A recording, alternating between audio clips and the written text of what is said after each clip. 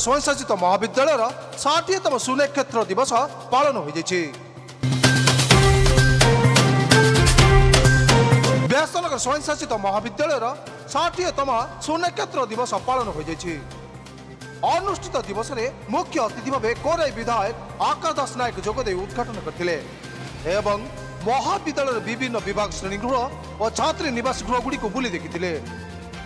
तेबे व्यासनगर महाविद्यालय युक्त 2 कला विभाग नूतन गृह निर्माण और नूतन कंप्यूटर लैब और छात्री निवास नूतन गृह निर्माण भली अनेक प्रकल्प प्राय 15 कोटी ऊर्ध्व टंका मंजूर कर सहित खेल पड़िया इंडोर स्टेडियम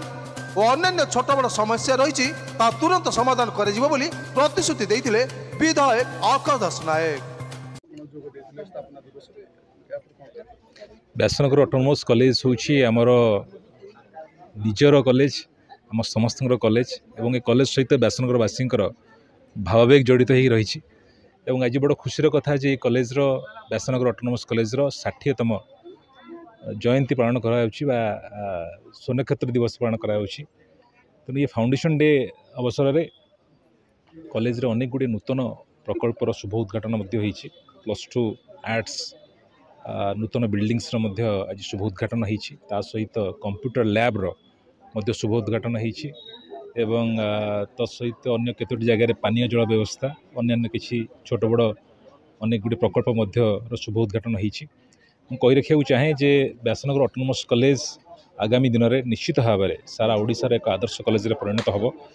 पाखापाखि 15 कोटी टंकार नूतन बिल्डिंग कार्य खूब जल्दी आरंभ होगा जाऊँगी ता सहित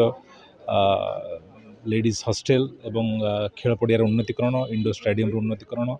एवं अन्य जहाँ अत्यावश्यक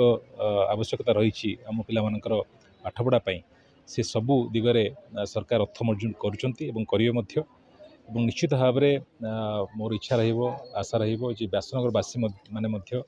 व्यासनगर कॉलेज सहित अधिक अधिक जोड़ी हूँ एवं ए कॉलेज गोटे निश्चित भाव में गोटे स्वर्णिम भविष्य रही मोर आशा और विश्वास जे आगामी दिन में व्यासनगर ऑटोनोमस कॉलेज सारा ओडिशा रे नुहे केवल सारा देश नाय कर। अनुष्ठित दिवस में मुख्य वक्ता भाव गौरंगचरण मल्लिक कैप्टेन पूर्णचंद्र स्वईं अध्यापिका डॉक्टर प्रज्ञा प्रवर्तिका दास अध्यक्ष शरत कुमार मल्लिक प्रमुख अतिथि माने जोगदे विधायक आकाश दास नायक आदर्श और महाविद्यालय आदर्श विषय गुणगान करथिले। मु डॉक्टर प्रज्ञा प्रवर्तिका दास मु इंग्राजी विभाग मुख्य एवं ये अभ्यर्थना कमिटी सदस्य।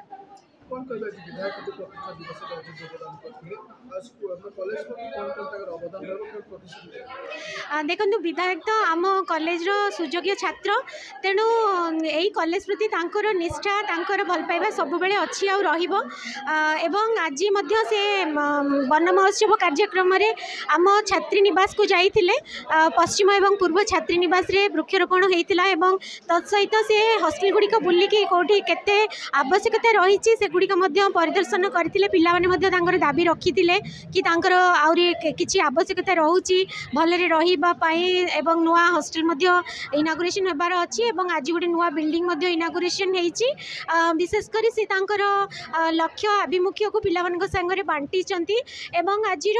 मुख्य वक्ता जे थिले गौरांग सर से मध्य बहुत गुडे भल तथ्य कॉलेज रो इतिहास विषय रे देई चंती एवं हमर प्रिंसिपल जे नुआ आसी चंती श्री शरत कुमार मल्लिक से मध्य बहुत कम समय मध्य कॉलेज पे बहुत काम करिसेंती ओवरऑल फंक्शन आज बहुत भल होइछि आपण माने समस्तंकर एटी उपस्थिति हम मन को बहुत साहस देछि आगु बढ़िया पई निश्चित भाव रे प्रेरणा प्रदान करिवो समस्त को बहुत बहुत धन्यवाद। तेबे महाविद्यालय आज सुनक्षेत्र दिवस एही अवसर में कंप्यूटर लैब और युक्त 2 विभाग रो उद्घाटन करने सहित विभिन्न जगह वृक्षरोपण कार्यक्रम एवं महाविद्यालय वृत्ति छात्र छात्री मानू प्रमाण पत्र सहित ट्रॉफी प्रदान कर आज 60तम सुनक्षेत्र दिवस व्यासनगर ऑटोनोमस महाविद्यालय तेणु प्रत्येकंकर जमती सुनक्षेत्र दिवस पालन करा जाए पिलाटी हेले सेमती आज ऑटोनोमस महाविद्यालयटी 60 वर्ष उपनीत होइछि तेणु यही परिप्रेक्षी रे किभली भाव में आमर ये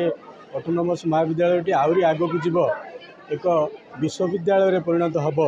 से परिप्रेक्षी रे आमे एकत्रित होइथिलु पिला मानकु नै ए अंचल बुद्धिजीवी मानकु नै करी ସମସ୍ତେ ଏକତ୍ରିତ ହୋଇଥିଲୁ। ଅଞ୍ଚଳର ଆମର ମାନ୍ୟବର ବିଧାୟକ ମଧ୍ୟ ଆମ ଗହଣରେ ଉପସ୍ଥିତ ଥିଲେ। କିଭଳି ଭାବରେ ଏ ମହାବିଦ୍ୟାଳୟକୁ ଏକ ସ୍ୱୟଂ ସମ୍ପୂର୍ଣ୍ଣ ଆହୁରି ଆଗକୁ ନେଇକରି ଏକ ୟୁନିଭର୍ସିଟିରେ ପରିଣତ କରାଯିବ, ସେଥିପାଇଁ ଆମର ଏ ଉଦ୍ୟମ ଏବଂ ଏକତ୍ରିତ